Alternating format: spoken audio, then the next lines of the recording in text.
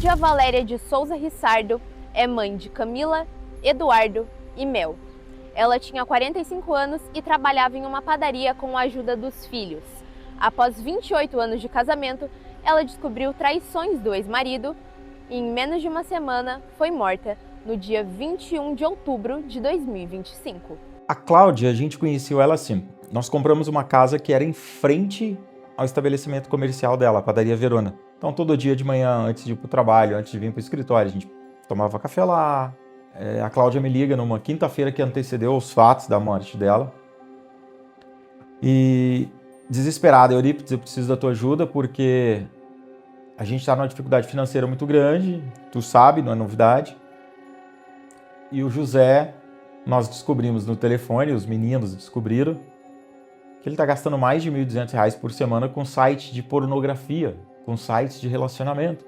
Que aí foi quando ele encontrou um monte de conversa. A gente encontrou extrato de cartão, de coisa que ele já tinha gastado. E aí foi quando a gente descobriu. Que foi quando a minha mãe falou que não queria mais ele em casa. Só que no dia seguinte, ele ligou para a Cláudia extremamente agressivo já. E disse para ela assim, olha, eu quero que você me traga o carro e R$2.000 em dinheiro. Eu vou embora e ninguém nunca mais vai ouvir falar de mim. Eu tinha medo porque uns tempos antes ele começou com um papo de porque se eu fizesse uma chacina, todo mundo ia conhecer e daí o Brasil ia mudar. Parece que foi escalonando o ambiente de o que antes era uma violência verbal, começou com uma ameaça de que se eu fizesse uma chacina e matasse todo mundo. Foi aqui, na casa da mulher brasileira, que Cláudia veio fazer uma medida protetiva para ela e suas 2 filhas. No domingo, Cláudia recebe uma ligação informando que seu ex-marido havia sido internado por uma overdose de medicamentos. Na segunda-feira, elas descobrem que ele fugiu do local. Ele pegou o carro e foi parar em Pitanga. É uma cidade que tem depois de Guarapuava, onde mora um parente deles, um primo deles, que é muito rico. E aí eu achei que ele ia ficar um tempo lá na casa desse parente, tanto é que na terça-feira a gente acordou, sei lá, tranquilo, assim, pensando, não, ele vai ficar lá, vai escutar a tia dele, vai escutar o primo dele, e a gente vai viver a nossa vida tranquilamente a partir de agora. E aí ele voltou. Só que a Cláudia não sabia que ele estava voltando. O Zé tá pra lá, ele vai se internar, ele vai se tratar, com 3 facas iguais. Invade a padaria pelos fundos e já ataca diretamente a Cláudia pelas costas. Quando ele entrou, invadiu a panificadora. A primeira coisa que eu tive, o primeiro instinto, foi lembrar da minha mãe uns dias antes, falando que se ele chegasse a fazer alguma coisa, era pra gente sair correndo, pra pedir ajuda. Só que eu pensei, eu não posso deixar minha mãe pra trás. E aí o meu instinto foi pra cima dele também.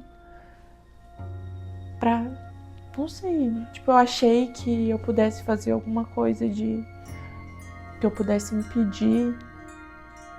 Mas foi tudo muito rápido. Quando eu cheguei na rua da minha casa, já tinha 30 viaturas da polícia lá, mas foi muita viatura mesmo. Ambulância aos montes. Mas um vizinho já tinha colocado a Cláudia no carro, junto com a Camila, e levado para o Hospital do Trabalhador.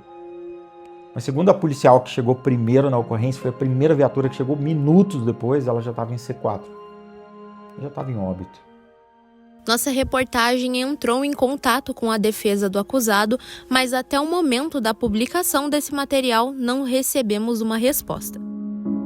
Por mais que eu sei que é a ordem natural das coisas, que um dia a gente ia enterrar os nossos pais,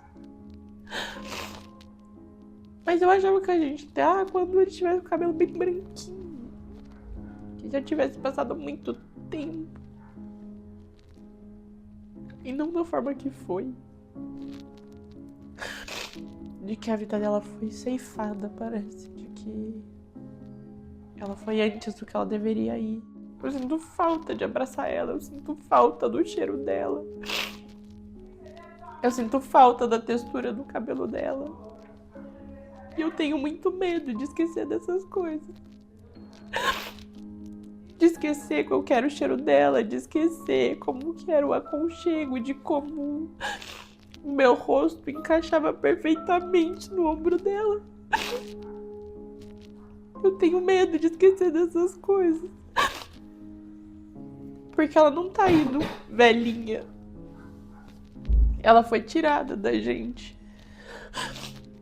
E eu tenho medo de esquecer. As vítimas de violência têm muito essa característica de pensar que a culpa desses fatores, dessas coisas que aconteceram, é culpa delas. E não é culpa.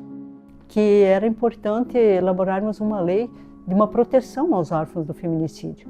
Posterior a isso, a gente vai tratar dessa situação do acolhimento, de onde essa criança possivelmente possa ficar. Hoje em dia sou psicólogo e agora eu me especializo em tanatologia, que é o estudo da morte e o morrer.